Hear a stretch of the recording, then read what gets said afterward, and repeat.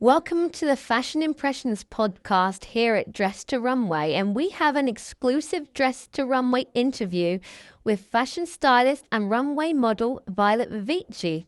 How are you doing, Violet? I'm fab, thanks. And please call me Vivi. Sure, Vivi. So we only have you for a short period of time, so let us get down to what's important and what you'd like to let us know most about you. How long have you been in the fashion game? Well, I've been into alternative fashion since I was in the womb. My parents were both mods as teenagers and they had their own band and small biker gang in the late 30s. I was raised on Black Sabbath, Metallica, goths and mod rockers, and the style bled into my DNA. So it's safe to say you know the culture well and have a lot of good influences. Of course. My parents being my biggest influence, as well as all their alternative friends. I also had a large group of alternative friends myself, and we all blended styles. I ended up taking my own path, my own style, rather than fitting into any subcultures like goth or emo. And how do you find you fit in with the fashion industry being an alternative model?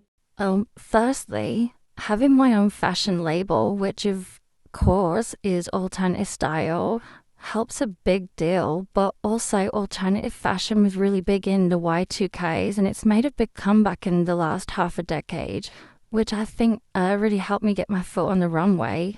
The world in general is evolving at a fast pace and people more and more want to see alternative style people in the industry, especially in the fashion and musical world. Well, that makes quite obvious sense, actually. Now you put it into perspective. How has walking the Dress to Impress runways been working out for you? The DTI runways have helped get more and more people into alternative fashion, which I love to see, and I love to see my own influence on younger models. The Dress to Impress models are always super supportive and welcoming of all cultures and styles. And lastly, of course, we'd like to know, how is it working with Bloody Mary? Bloody Mary is an alt girl herself, and her belief in our fashion and culture got me my own designer label and led me to the runway.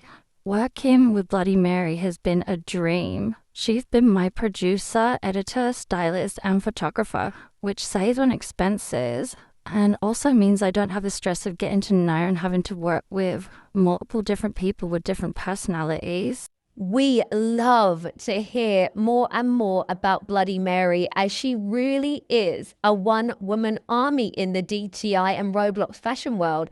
She's new to the scene but has a unique perspective and eye for fashion, and we hope to do more interviews with more of her clients and models in the future.